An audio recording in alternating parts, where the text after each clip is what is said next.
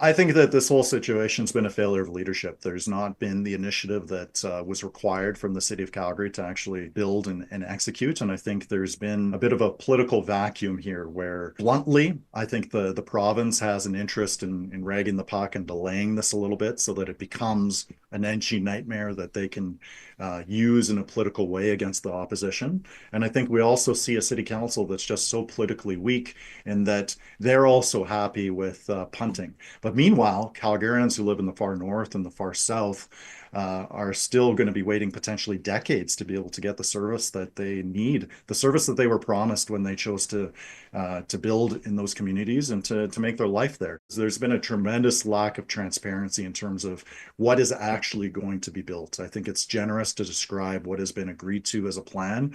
It's very much still back in the napkin. It has not been vetted nearly as much as it needs to in terms of on the engineering side.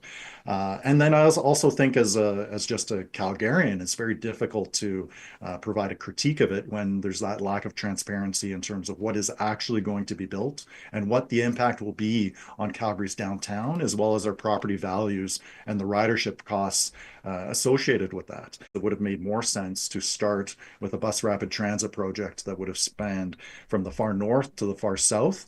And I would have built it with LRT quality stations, completely grade separated.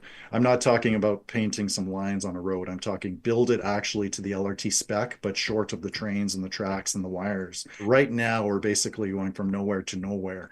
The province is acting as if they were the majority partner. If they are going to act that way, I believe that they should be taking on a significant portion of the operating costs, as well as the assurances, and that if they are asking for specific changes that could make the project much more costly or unpredictable from an engineering standpoint, if they're demanding these things, they should be the ones on the hook